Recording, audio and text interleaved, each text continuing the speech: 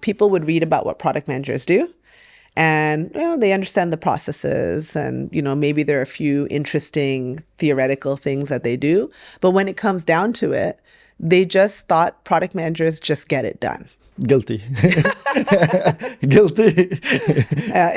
It's a learning process, right? Yeah. We're not allowed to fail. Yeah. It's if I failed, it's dishonorable for my whole family. Yes. And kind of position that failures is actually learnings. It's really hard. How can you coach that? I'm joined today by the incredible Pooja Vithlani, a seasoned product leader who has worked at some of the biggest tech companies in the world: Microsoft, Expedia, Careem, making a major impact in the Middle East tech scene. We'll dive into the key differences between product management in the West and the Middle East, and how to build truly empowered product teams, and the secrets behind driving habit-forming products. Plus, we'll explore how her experience in big tech shaped her approach to leadership and innovation. Let's get started. What was the most surprising thing you found in Dubai when you first moved here? I think the most surprising thing I had was the fact that you really need to have all of your documents in order to move into a house. That's true. I've had my accommodation, but I couldn't move in without my Emirates ID, which was delayed for weeks because of the lockdowns. So I was a little bit homeless, as you could put it, and living in Airbnb. So that was really interesting for me. And still use checks here. Yeah. Oh, that was actually probably the most interesting. Really? Yeah, because when I went to pay for my rent, Yeah. the whole check thing blew my mind. And I had to pay it up front, which was really shocking to me, because in the West, obviously, you 12 months is directly deposited from your, taken from your account and stuff like that. So you're very known here in the region as the product leader, but how did you get into product management? It's a great question. I actually stumbled into product management. Oh. So product management was a role in the West, western part of the US particularly. I actually stumbled into product management into a role that was just offered to me by Microsoft. Before that, I was working at Microsoft, but in different roles. It was channel manager or stuff like that.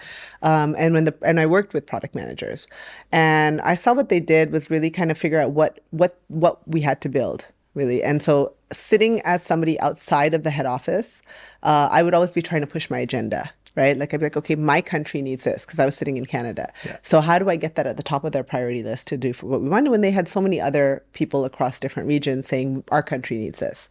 So for me, I knew what product managers were, but I didn't really understand what they did.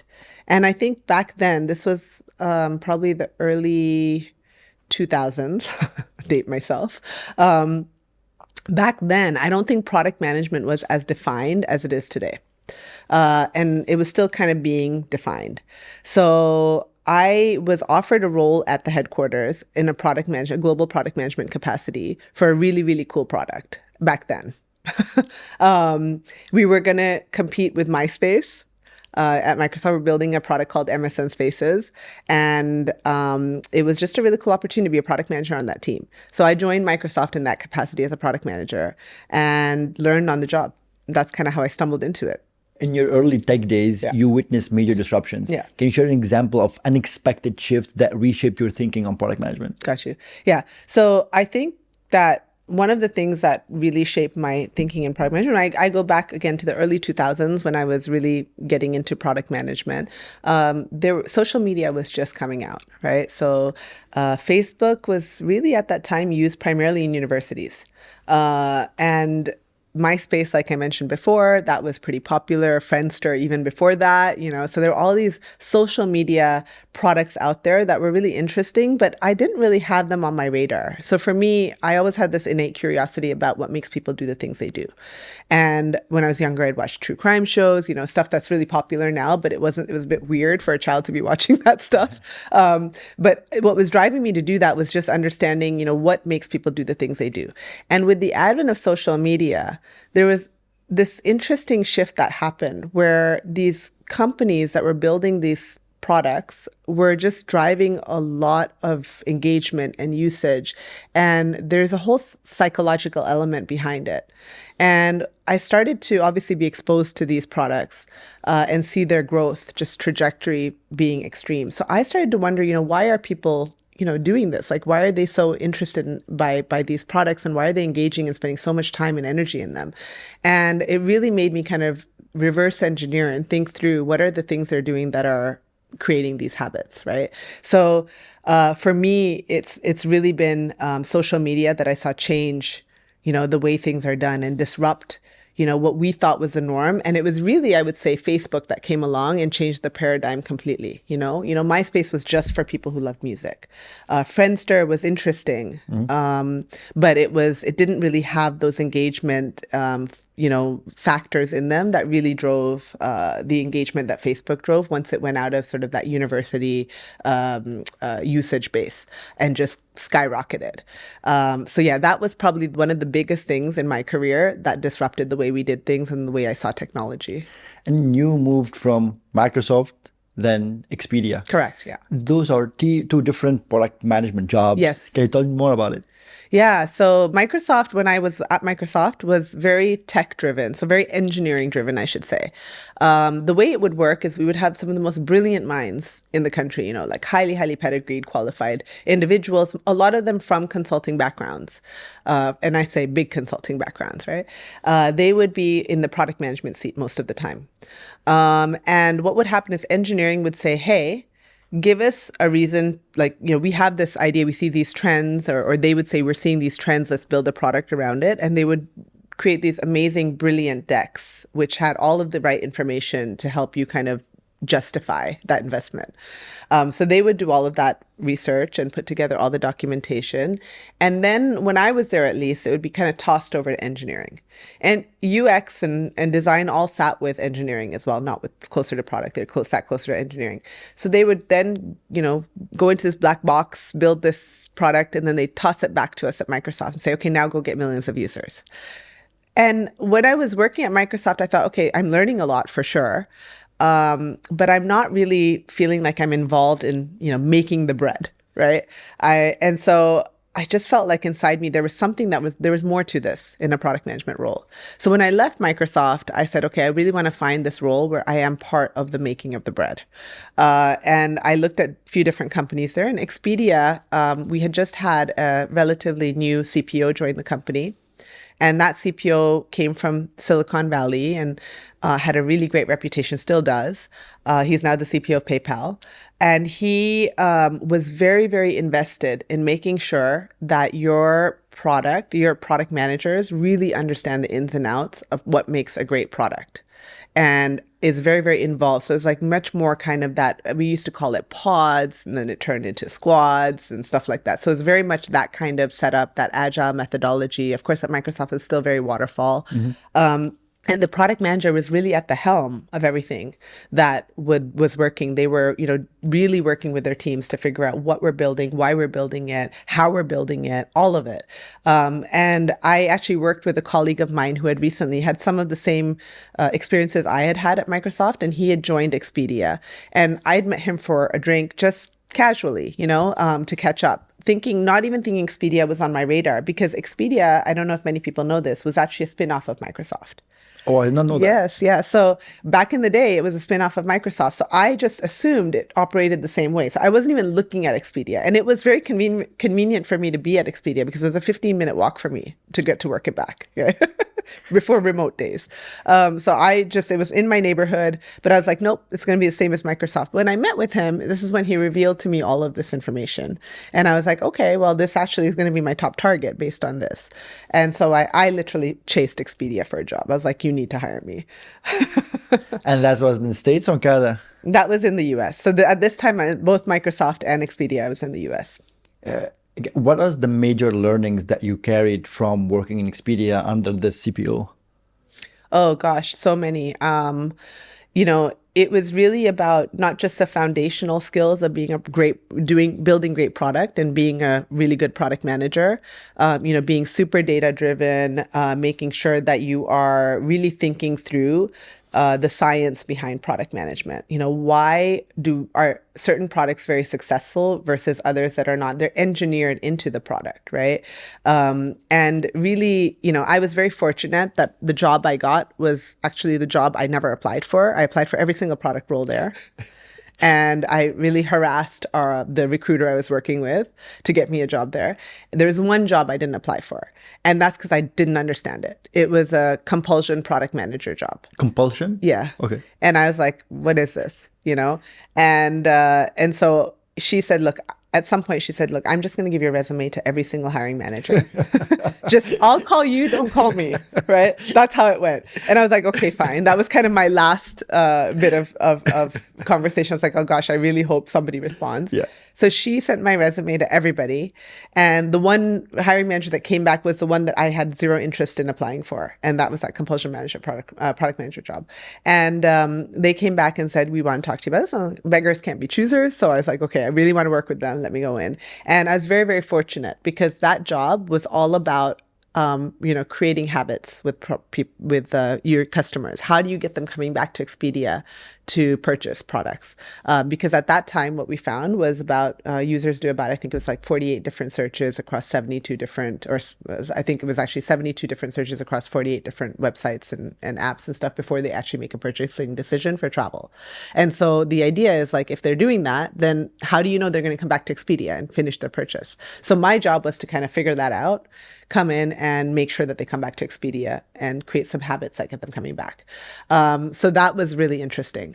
And it's about this idea of creating compulsion loops and habit loops and all of that stuff. And it was the CPO's sort of incubation project, right? And so I got to work very, very closely with him and just dissect how all of that works, work really deeply in research. We would do ethnographic studies where we would go into people's homes, and it sounds very creepy, but they would be using their laptops to search, and we'd be like looking over their shoulder, like what are they doing and why are they doing it and all of that stuff.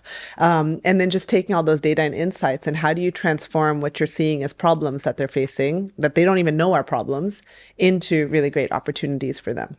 I had Nir Ayal on the podcast, the author of Hooked, and he spoke a lot about those the habit loops. But can you just give an example of what kind of habit loops that you guys created over there? Yeah. So, I mean, it sounds so simple, right? And that's the beauty of product, right? You don't have to create something complicated to solve a complicated problem. So what we did, and this, again, you'll be like, well, this is not rocket science but back then nobody was doing this, right? We actually created a product where back then we called it Scratchpad. It was changed names and now it's just a heart. But basically what you would do is you would go and look at a bunch of flights. And you know that pricing, for example, for flights is very dynamic. So you're going to look at, let me actually rewind a little bit. What would happen is when we would go to these to watch what customers were doing in their homes, the behavior we would see is that they would search for a flight, for example, if they were looking for a flight, knowing that these flight prices are dynamic, they would write it down. And then they would say, okay, I'll come back tomorrow. Maybe it'll change. Or, hey, I'm busy now. I'm just going to watch TV and go to sleep. Or, hey, these prices look good. Let me check with my partner, spouse, travel buddies, whoever it was, and then come back to it. So purchases for travel are never usually made in one session, right? So what we would notice is, okay, people come, then they come back, and then they wouldn't necessarily pick up where they left off. They would start that search all over again, right? So we were like, well, why don't we just give them an easy way to pick up where they left off? So we started doing little things like, okay, we know what you looked at. We track that. And the next day we'll send you an email and just say, hey, here's what you looked at, pick up where you left off. You click on that, you go back into Expedia and you continue your search from there and hopefully your transaction. And then that kind of evolved into, okay, we got the feedback. Feedback is so critical that some people were like hating it. They're like, you're spamming me every day. I don't want to get this email every day. So we would say, okay, why don't we get more intelligent? For those people who open the email the next day, we'll send one email the next day. For those who open the email the next day and come back into our site, that's our signal that they're actually appreciating that. So then we send them the next day in 24 hours until they finally make that conversion. For those that don't, we change our algorithm so that, okay, now we're not going to send it to you the next day. We're going to wait for 3 days. And then we kept adjusting. And then we made it much more, hey, if you really want to see this, we put a heart on it. You save it to your Scratchpad.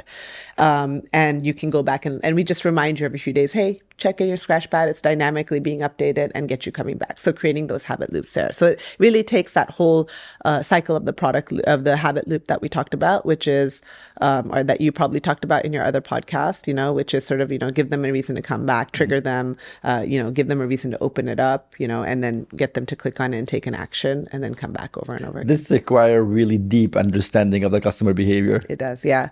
Yeah, and I've always found that with every product, like you have to really deeply understand the customer behavior in order to craft a solution that's really going to work for them. And it's not just about crafting a solution, it's about crafting a solution that is so simple and easy for them to use that it requires very little effort from them. And that's where we've always seen like a huge skyrocketing of adoption and usage. So you're in the US, you work with household names, amazing companies. What made you, hey, I want to come back to Dubai? Yeah, so I first came to Dubai in the late 90s on a family trip. Dubai in the 90s were like way different than now. Very different. And I fell in love with it then. There wasn't what you see now, but there's something about the energy in Dubai I just loved. And I always used to joke with my friends and say, hey, I'm going to move back to Dubai one day. And they would always like joke with me and be like, well, what are you going to do there? Because at that time, again, there wasn't a lot of tech innovation and sometimes it came a bit later. So when I decided so I stayed with Microsoft for 9 years, which was great for my career, great for my growth and learning. But I felt it was just too long to stay in a company, especially in tech, because tech moves fast. So the more different experiences you get, the better. So when I joined Expedia, I made a promise to myself that I would only stay for 4 years. I broke that promise. I stayed for 6 years because I was having so much fun and it was just such a great company to work for. And on that 6th year, I said, okay, when I leave, I didn't really I'm Canadian. I didn't love living in the US. I was living there mostly, it was great for my career. I was learning a ton, but I still felt like it wasn't my place, right? It didn't feel like home to me. So I always thought I'll leave. And so after 6 years at Expedia, I said, okay, where should I go? Going back to Canada was an option, high taxes. Staying in the US was an option, great for a career. Going to the UK, where, as we talked about earlier, I have a lot of family and friends. It's a very easy place for me to move to, was an option. And then Dubai was just there for fun. I thought, okay, well, maybe, I put it out there. Not knowing much about Dubai and the tech ecosystem here and how it was growing and booming. And one of the offers I got quite immediately was for Dubai. And when I really took a step back and considered it, I thought about a few different things. So it was from Careem. I researched it and I said, oh, okay, just acquired by Uber. Uber is familiar to me. The ex-CEO of Expedia is the CEO of Uber. So I kind of understood how things happen once they acquire a company because I'd been through multiple acquisitions with them. And I assumed that would be similar here. So I said, okay, this is kind of familiar territory. And when I looked at Dubai as a whole, I looked outside Dubai at the region as a whole, so MENA. And again, being a product manager, I had to sort of look at the data. And what the data told me was that in the first half of the 21st century, the MENA region is expected to double in population. Half of them are, of course, women. And as a woman, I'm a big advocate of, I know that women are the ones who drive a lot of change. And so I knew that it was ripe for revolution. And on top of that, majority I learned were 21 and under. We're going to be 21 and under in the region. And so they're also the ones who are also leading the charge, especially in tech, innovation, all of that stuff. So I said, this region is actually very, very ripe for technical solutions, technical evolution. And when I started digging a little bit deeper into Dubai and seeing that this is really the hub of technology in the region, I thought, what better place to be to kind of help drive that and be a part of it. And so that's really what led me here. In addition to obviously loving Dubai from the offset, I had come back and seen what Dubai had become, which I knew it would somehow deep inside, somewhere where I could easily and happily live and settle and be surrounded by like-minded people. Yeah, I mean, one of my friends, that one of the best thing for them in Dubai is the safety and ability to walk at midnight in the middle of everywhere. I mean, there's so many benefits like that here that you only realize after moving here, like the safety is amazing. The conveniences are just incredible. You can get practically anything. I don't want for anything, Yeah. That's true. Yeah. What key lessons from the US tech and then product landscape have you been able to leverage here in the Middle East? So for me, I think it's really been about looking at where the companies here are in comparison to the companies in the US. So when I look here, there are some companies that are still a little bit earlier on in terms of the innovation and stuff like that that's going on. So there's a lot of copycats, I would say, that have come in from other parts of the world and are being brought in here. And where I've been able to leverage my US experience is because I've been there, done that, right? So I've been able to say, okay, this has worked and this hasn't in some cases. Or when you think about building an app and you want to go from here to here, how do you do that basically? And having kind of course, been in product and tech for many, many years, I've seen a few of those transitions and transformations and experienced what's worked and what hasn't. So I've been able to kind of use that experience to help some companies leapfrog that path of growth and transformation, essentially. So, if I give you an example, when I joined Careem, for example, they were really looking at going from a mobility app to a super app, primarily mobility app. They had food apps, etc. So they were looking at really combining that into one super app. And they had some really brilliant minds working on it. I was not the person who led that charge on that, but eventually I did take on the super app product team. And it was about how do we actually make sure that we're building functionality and experiences into this super app that are going to get people coming back and using different products within it. So solving those kinds of products was very much in line with some of the experiences I had in the US, because if you really think about it, and when I look at, obviously Microsoft has many, many, many products, and you want to make your end user use all the products across your portfolio. At Expedia, if you really think about it, and when I really thought about it, Expedia is almost a travel super app. Right? Like you can buy flights, you can buy hotels, you can buy packages, you can buy experiences, whatever it is, you can buy it in that one place. So it's really taking some learnings from what I had there to try to apply them here. And I think those were some of the things that I really saw. And then the other thing I would say is really understanding, where are people in terms of their product journey, their product management expertise, and where should they be when they're kind of building these kinds of experiences, and really helping them kind of navigate that path. And having experienced both Western and Eastern product cultures, what do you see as the fundamental differences in approach and how this influenced your strategy in building and leading product teams here? Yeah. So one thing I noticed is that, because this is young, I would say this region has been considered quite new in terms of a tech adoption or tech innovation, I would say. And the West has been doing it for years. And this isn't a slight at all in the region. It's simply because, in my opinion, labor is relatively cheap in this region, right? So there hasn't been that need that has been in the West to build technology to overcome those high costs, those high labor costs. So what I found is, people would read about what product managers do, and they understand the processes, and maybe there are a few interesting theoretical things that they do, but when it comes down to it, they just thought product managers just get it done. Guilty. Guilty. It's a learning process, right? Yeah. And what they didn't realize is actually so it was almost like putting an operations person in a product management role. And because, again, the culture here also is quite still hierarchical in many companies, right? It is what the person at the highest level says do, and you get it done. Whereas in the US, product manager, your role is very much to be the custodian of making sure that what you're building is the right thing to build. And you yourself are accountable for you as an individual, as a product manager individual, are accountable for the success or failure of that. And when I say success or failure of that, I mean to the business.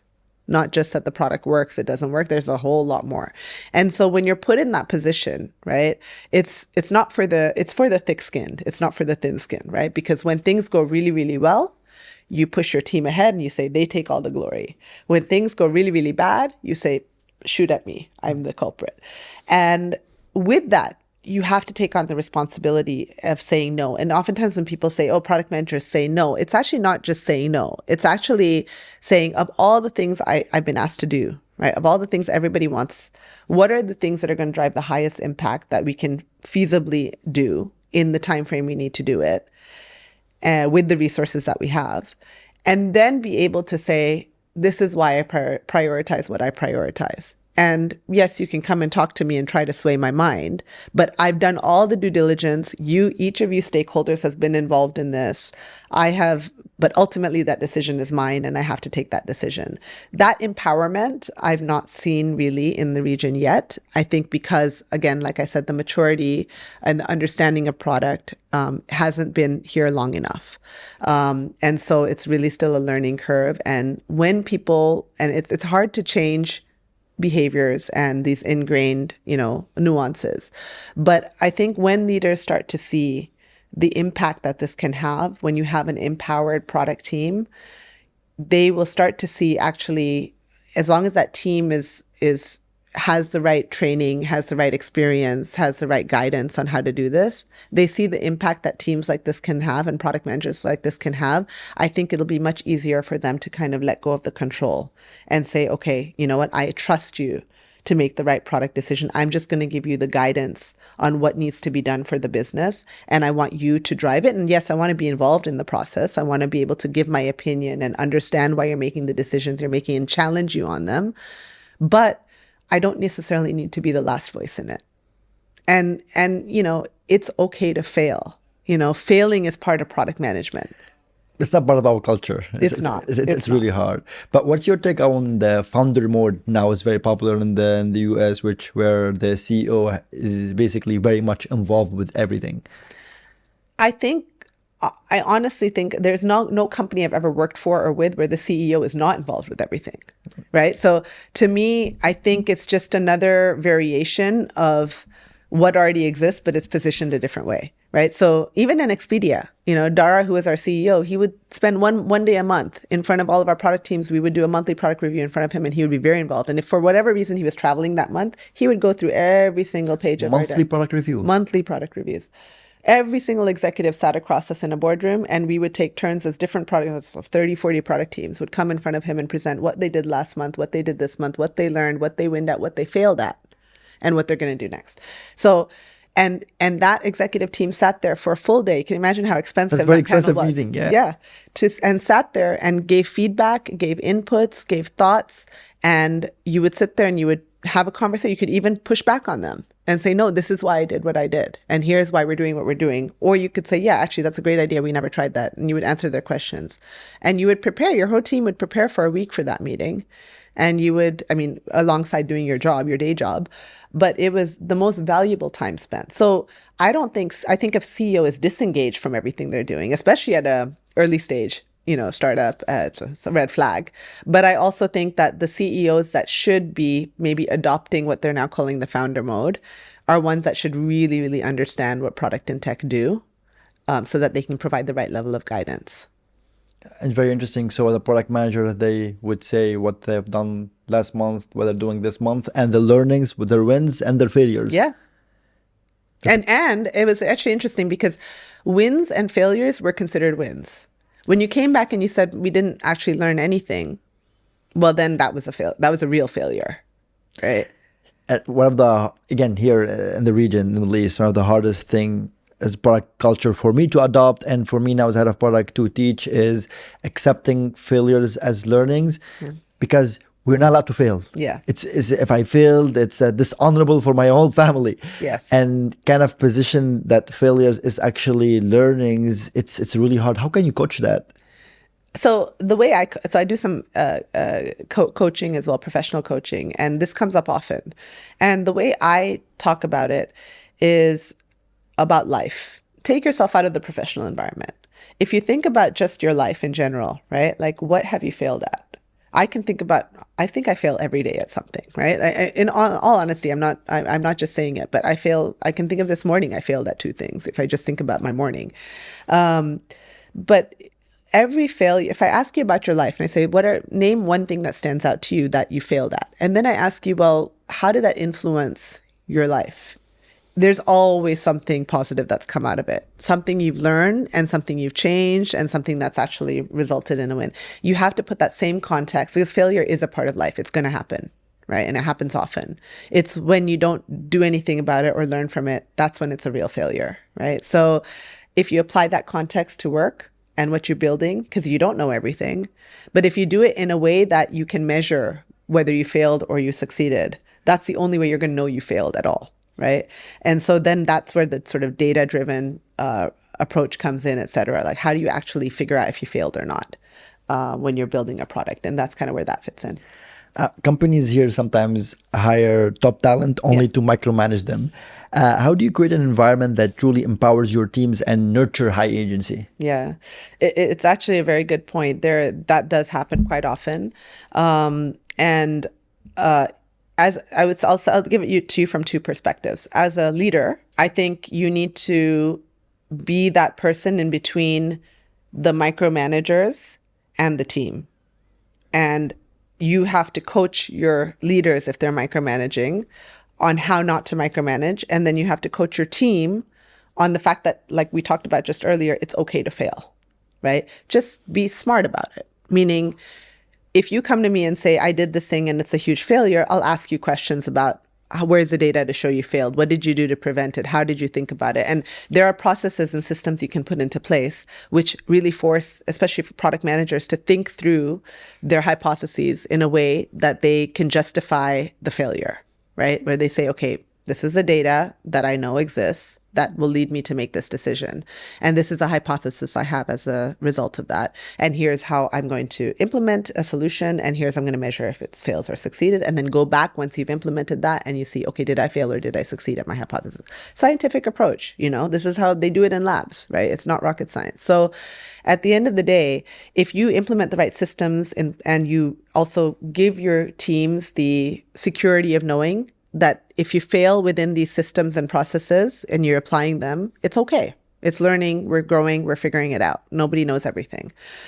That's fine. And then if you coach your leaders that are kind of in that habit of micromanaging, that, hey, you really need to leave it with me, like build the trust with me. I will make sure it happens. I'm at the end of the day accountable.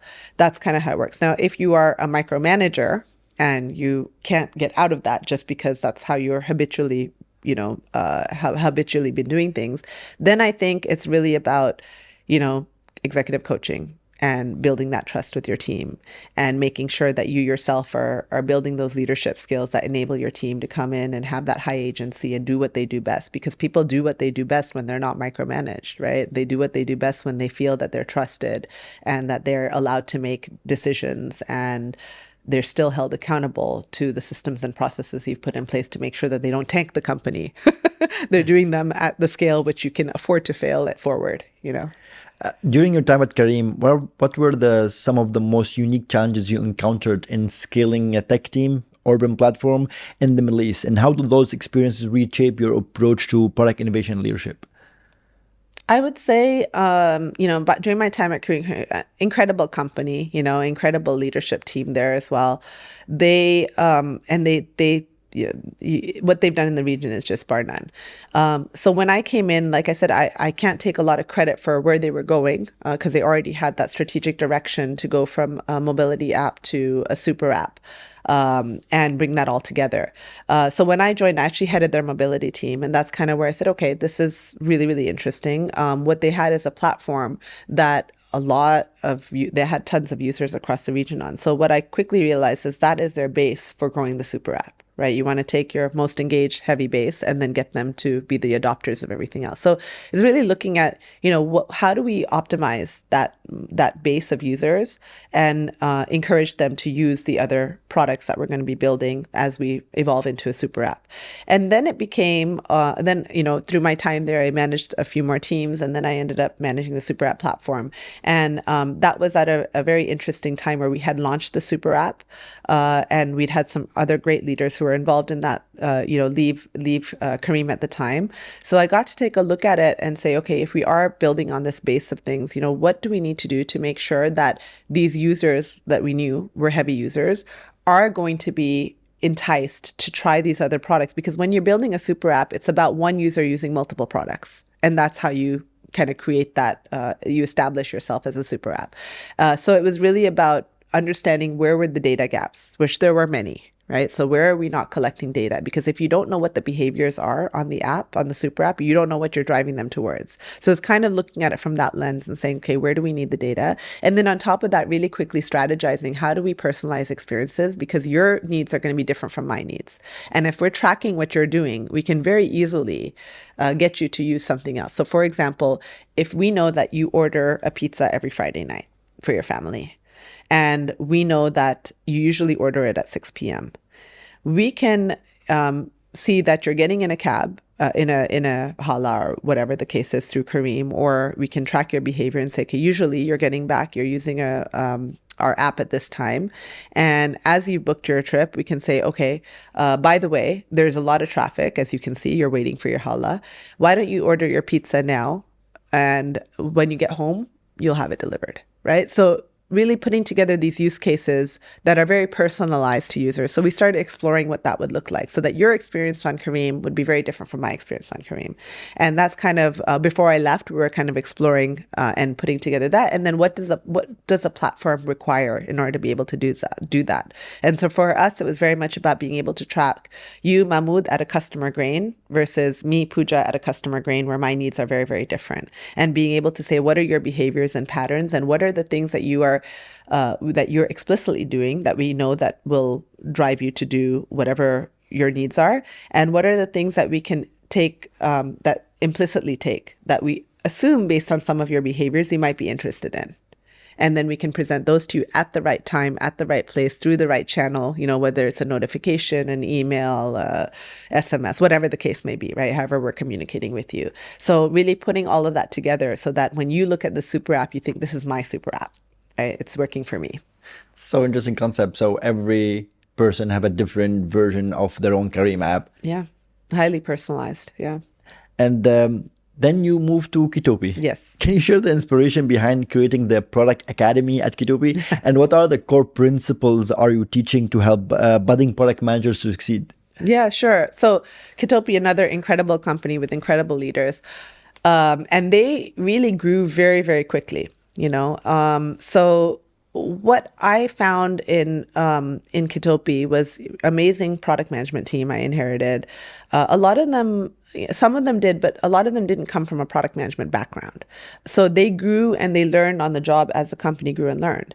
And they were doing great at their jobs. But what happens when you are not coming from necessarily a product first culture is sometimes you skip the fundamentals of what you're doing, and then or why you're doing what you're doing, and the fundamentals of building great product, right? And then you can graduate to, okay, here are sort of the more advanced science behind product. So what I wanted to do was just level set everybody, because again, we had some product managers with a lot of experience and some with not a lot of experience, but they were still, they were still doing the job. And then with Kitopi, when I joined them, it was a very interesting time when it was right before their Series C funding came in, which I believe was the fastest and highest round in the region raised for Series C, first investment from SoftBank at the time. And what I understood was at that time when we got that investment, okay, now we're going from startup to scale up really quickly, right? And so when you move from startup to scale up and those fundamentals are missing, it's very easy to get into a spin of chaos and stunt your growth, right? So it was important for us to look at the platform holistically. That's the technical side of it. And we did that. And we said, okay, we need to, re-platformize a little bit to allow for the scale that we're going to enter. And then second of all, what are the skills that are needed for product managers to make the right decisions to help us get there? And again, that product academy was about a 12-month product academy. I kind of made it into a challenge as well, where I said, okay, well, it wasn't mandatory for anybody. It was totally voluntary. It was 3 hours a month 3 hours a month of learning where I would prepare material and learn. It was interactive learning. And then 3 hours a month later in the month of you coming back, you apply it during the month, you come back and you present it in peer review and everybody can give you their feedback and everything. So really wanted to apply, to show how you could apply what you learned throughout the month. And so we opened it up to the whole company, said, want to keep it intimate. We'll take 10 people. 10 people from the product management team itself applied. And then there were people outside of product who applied. So we extended it to 15. And the only caveat was, if you don't show up for one of the sessions, you're kicked out. And if you don't come prepared for the session where you're supposed to apply, or you try to kind of say, oh, well, bring in something you did before that you think would apply and you didn't actually apply it that month, you're also kicked out. So I think at the end of it, we had 7 people standing. That's fair. Yeah. But honestly, those 7 people, I would say amazing product managers. And everyone else was amazing too, but they really stood out, right? So I think that, investing in your own learning is really, really critical. And what I realized is that, people will say, and at that time it was very sexy to be a product manager, right? So everybody wanted to be a product manager. And so this is their opportunity to really grab that opportunity by the horns and invest in themselves for free, right? You just have to commit. Commitment for 12 months. But what are the core principles or like the fundamentals that you were teaching? Yeah, so I think the way I think about it and the way I structured the academy was, first of all, there's mindset, right? There's product mindset is, what does a product manager do? It may not be what you think a product manager does, actually. So really kind of starting with, okay, what are all of the things in scope for a product manager? Oftentimes when people think about product management, they think it's just the product ownership part, which is taking something, writing a story, and driving it through the development process and launching it. But actually, the stuff that goes on before and the stuff that goes on after are probably the more critical things, right? Is really understanding, what is that business problem? Why should it be a priority? What happens if you fix that problem? Should it be fixed even, right? So there's a whole bunch of work that goes on before. And then after, and then of course, putting together the data to make sure that, hey, if now we try to solve this problem, how are we going to measure that we're solving it, right? How big a problem is it in the first place? And then once you've actually put something through product development, there's a second biggest thing, which is, okay, now what happened? Did we solve the problem? Are we solving the problem? How do we know? Is there a better way to solve this problem? If so, if we didn't solve the problem, what do we think is the problem like that? Why didn't we solve it, right? So there's a whole lot more thinking that goes into it. And the agile methodology encompasses it all, but for some reason people really just focus on the delivery part of it and thinking that that's product management. But the most important conversations happen earlier and later. And they are the things that will make your product a success or a failure, or your feature, or whatever it is that you're launching. So the fundamentals really start about that. Like it's about, okay, yes, anyone can follow a process. Anyone can read a book and follow a process. And unfortunately, that's the mindset, right? Like, oh yeah, I read this book, therefore I am a product manager. No, actually, you read this book, therefore you understand the process, but it's actually through the experiences that you're going to become a really great product manager. And so it's really making them understand, here are the experiences you have to go through. So that's like, I would say stage 1. And then, like I said, you graduate to stage 2. And that's really understanding, okay, you implemented the data, but how do you implement the data to really drive behaviors that you want people to take on? And how do you measure, like how do you A/B test? How do you make sure you're measuring multiple things at a time so that you're also leapfrogging your growth, so that you can run multiple tests and see what's working and what's not, roll out the right things? How do you look at your competitors and tear down what it is that they're doing and reverse engineering what they're doing so that you can copy that success into your own product very quickly, right? So there's a lot more thinking that goes into it just beyond building something and launching it and then moving on to the next thing. And the way I like to, in my head, visualize it is a product manager very early in their career might be just doing the delivery piece. Get comfortable with just that. And then you start adopting a lot of more of the strategic thinking through why and what and everything. And you can do that. And you could just have one product or one feature or one functionality, one experience you're doing that with. And then the more you evolve in your product career, the more of these you take on. So you're almost juggling multiple things. And then as you continue to evolve, you'll take on more strategy and much more products and more platforms and things like that, and more teams. Of course, you can't handle that as an individual. That's kind of when I see you growing into a leadership position where you take on more and more responsibility. And you have to have that fundamental knowledge to begin with to be able to even succeed at that level. What do you think is the most important skill for product managers? That's a great question. But I don't think there's just one. But if you were to force me to choose one, I think it is. I think actually I'm going to choose 2. I think one is communication. Yes. And the other one is curiosity. It's not a skill, but it's a personification. It's a desire. If you're constantly curious, you're constantly going to be asking yourself, how can I make this better? What can I do to improve what I'm doing so that I can drive the results of the business faster? And I think that is a really key mindset piece to have, so that you're constantly challenging yourself and you're constantly looking for optimizations. Why do you think communication is one of the most important skills, not business domain or technical aptitude? Yeah, because when you're a product manager, you're really required to influence a lot of people. If you're doing product management right, if you're not just saying, yes, I'll build it, then you actually have to go and say, okay, like we talked about before, why am I doing what I'm doing? I'm the custodian of this, so I have to make sure that I can communicate that well. I also have to be a good communicator when it comes to stakeholder management and make sure that I can set the expectations of with my stakeholders of what I need from them and what they can expect from me, and really understand when they're communicating with me, if I feel like they're focused on the wrong thing, how do I maneuver them back into the right? So it is a little bit of communication to influence, basically.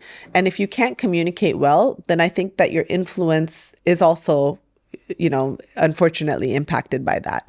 So I think communication is super, super key. And with great communication, it really helps with building relationships, with expressing your point of view in a way that can be, taken, in the right context by those who might actually be pushing back on you for certain things. So my little sister, she's still in high school. She wants to be a product manager. What's she supposed to study? Should be supposed to study engineering or business MBA? Should be study product management? It's a really great question. I don't know if there are a ton of product management university degrees out there. I know that there are few that focus on that. So in my opinion, I think it should be.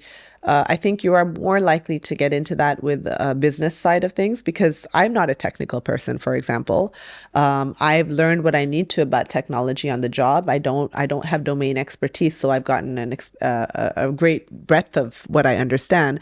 But you want me to sit down and code, that's not my forte, right? So I think that you can become really great at product if you really understand certainly the business side of things. I think now in the age we're in today as well, like understanding AI and psychology is really, really important as well.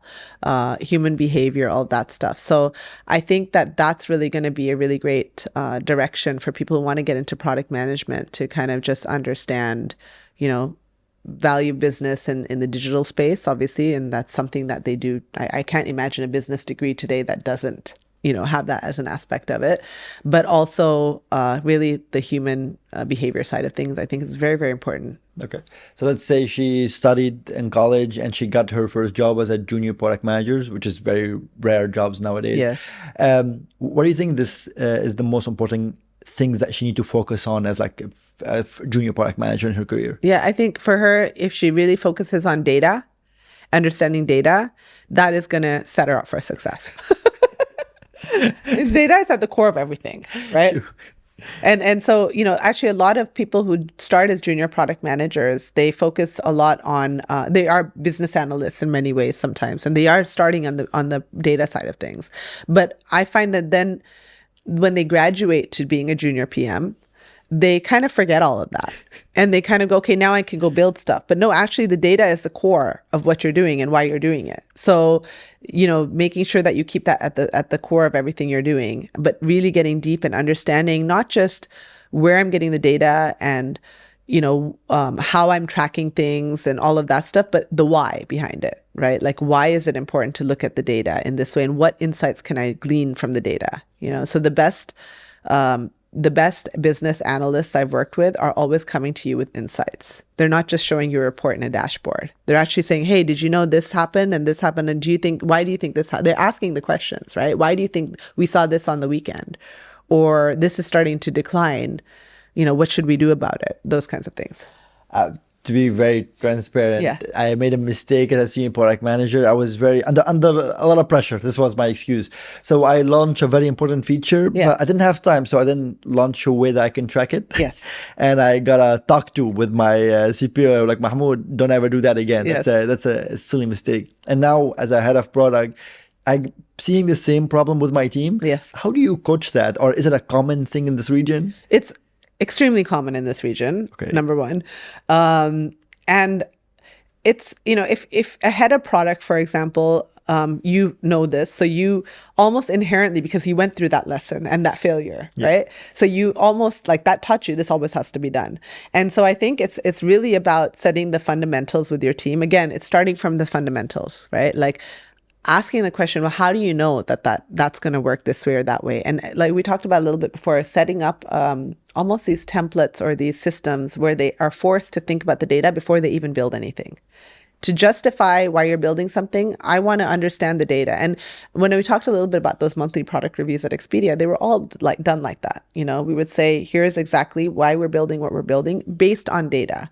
And you can poke holes on it, but it forces you to go and be completely data driven and look for the data points you need in order to justify your prioritization. So I think a lot of it is less coaching, to be honest, and more systematic. It's more about putting in the right systems and processes so that your team is forced to, if you have a team that is not inherently doing this, they're almost forced to take this on. And what I would do when I would do this in companies is I would get a lot of pushback. Why are we doing this? I don't understand. We don't have the data. Well, we don't have the data, so how are we going to get the data? Well, we still need to build this and we need to launch it right away because the COO wants it. Great, but how are we going to measure if it's going to be successful or not? And because by the time you launch it, they're on to the next thing they want you to build. Nobody is actually thinking about what we build is successful or not. And that's where companies flatline. That's where they're like, why am I not growing anymore? Because you're not tracking why you're not growing anymore.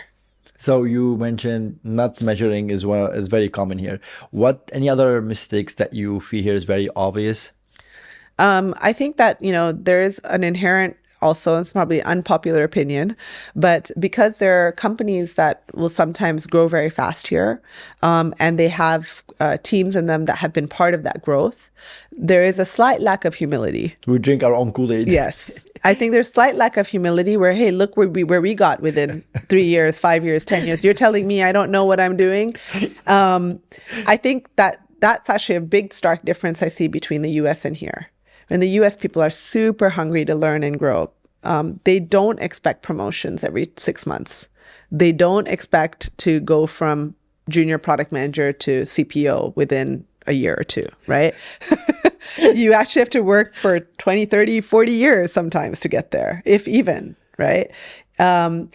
And I think that lack of humility is what will hold people back because they're not investing in actually what it means to be a product manager. And now with AI coming in and everything like that, it also changes the paradigm of what a product manager is going to be, right? So, staying in your bubble of look what we've accomplished, which a lot of times, yeah, the product is fine, but it'll take you from A to B, not B to C necessarily, and not C to, IPO, is a big mistake. And not having the humility to realize that, hey, I need to invest in learning how to do this right from people who actually have done this. I mean, if you look at even the VC market, for example, I'm going to do a little bit of a tangent here, but because a lot of what I've noticed here, because I'm also a co-founder for a company, is that they will invest in copycat products, but these are the local investors, right? VCs. Whereas if you go to the West Coast of the US, the VCs are made up of a lot of operators, people who have actually built amazing big tech products, and they have the experience. So they're more willing to invest in innovation, not copycats, right? And take that risk. So similarly here, like there is this in product, they're like, oh, we've done what we've done, so we know what we're doing. But actually, no, there's a whole world of things that you don't know that could really give you that high growth and success. Women in product managers. One of the things that I found hard to coach is being assertive, and especially here in the region, women they're like, Mohammed, our opinions will not really matter, and they don't speak as much. Yes. On the other hand, product managers who are guys, they're more likely to take risks. Yeah. Is it a culture thing, or just in the Middle East, or you've seen it in the West as well? I think it's everywhere. Maybe it's more pronounced in the Middle East. And also, I think, culturally, a lot of female product managers who are in this region have grown up in the region or on the East. And again, culturally, that is the way things are generally, right? It's much more patriarchal in this side of the world. So Again, it really comes down to that support system and being an advocate for these women where you're seeing it, right? Like, how do you make sure that if they're in a meeting, for example, and you can tell they maybe have something to say, or maybe they don't, it's just saying, hey, do you have any thoughts or opinions? Would love to hear them, inviting them to the conversation, right? Advocating for them when they're not in the room. And, if somebody has a conversation with you, maybe they should be involved in, or the answer, but you want her to give the answer because she knows the answer. That's another great way, because I think the thing is where women feel that they are heard and their voice is important, and the more they're invited into those conversations, the more confidence it gives us in a room to say what we need to say. That too, balancing it with the right style of communication, meaning for me, for example, I can be in a room full, even if I'm feeling confident, I can be in a room full of people who are shouting their opinions and have opinions and they've just brought something up, but I'll stay quiet because I'm not entirely sure. I need to process it before I come back with my opinion. And just understanding, hey, do you have something to share now? Do you want to think about it and come back? But we want to hear your voice, and making sure that they realize, hey, your voice is important. It doesn't need to mean that you need to stand on the table and shout like we are. It just means that, we're making space for it. So as a leader, I have the responsibility of making my product managers feel heard. Yeah, exactly. Pooja, thank you so much for your time. It has been a very, very interesting episode. Where can our audience go find more about you? How can our audience be helpful and supportive to you? Oh, thank you for asking. Thank you. It's been really good fun for me as well to have this chat with you. So I think overall, I'm on LinkedIn. So LinkedIn. I'll include the show notes. Yeah. That's where they can find me. For female product managers watching this, I've also founded a MENA Women Product Managers Guild. So they can absolutely apply to be members of that. We do a lot of great things for the community. It's completely free, and it's just in support and service of the female product managers in the region. Stay tuned. Like I said, I'm also a co-founder for PropTech here. So I'm really excited to launch that very soon.